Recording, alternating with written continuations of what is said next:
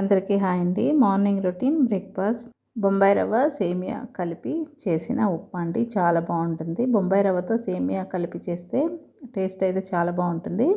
సేమియా ఎక్కువగా తినాలనుకుంటే ఒక కప్పు రవ్వకి ఒక కప్పు సేమియా వేసుకోవచ్చు. నేనైతే హాఫ్ కప్పే సేమియా వేశాను ఒక కప్పు రవ్వకి. రవ్వను, సేమియాను కలిపి లైట్‌గా అయితే ఫ్రై చేసుకోవాలండి. మనం దగ్గరుండే ఫ్రై చేసుకోవాలి, లేకపోతే అది మాడిపోతది.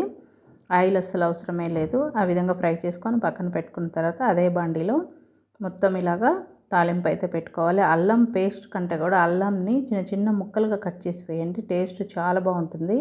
ఉప్మా కొంచెం గట్టిగా కావాలనుకున్నాం కాబట్టి నేను రవ్వ తీసుకున్న కప్పుతోనే 4 కప్పులు అయితే నేను నీళ్ళైతే తీసుకున్నాను. మనకి ఇంకా కొంచెం లూజ్గా కావాలనుకుంటే ఇంకొక 2 కప్పులు కూడా నీళ్ళు తీసుకోవచ్చు. అంటే 6 కప్పులు నీళ్ళు వేసుకోవచ్చు.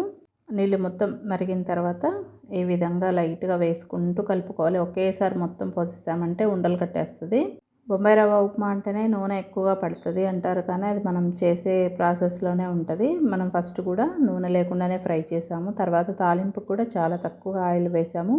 రవ్వ వేసి మొత్తం అంతా బాగా కలిపేసిన తర్వాత ఒక 2 నిమిషాలు అయితే మూత పెట్టేసేయాలి. సేమియా, రవ్వ 2 బాగా కరెక్ట్‌గా ఉడికాయి. ఇప్పుడు కొత్తిమీర వేసేసుకోవడమే. ఆయిల్ తక్కువగా వేసినా సరే చేయికి మాత్రం అస్సలు అంటుకోవట్లేదు. చాలా బాగా వచ్చింది ఉప్మా. మనం తక్కువ ఆయిల్తోనే ఈ విధంగా అయితే రెడీ చేసుకోవచ్చు. మేము రెగ్యులర్గా గోధుమ రవ్వ తింటాము, పాలిష్ లేకుండా ఉండేది. ఎప్పుడన్నా ఇలా బొంబాయి రవ్వతో చేస్తుంటాము. ఇందులోకి కాంబినేషన్కి పప్పుల పొడి అలాగే పంచదార చాలా ఇష్టం అండి. Please subscribe.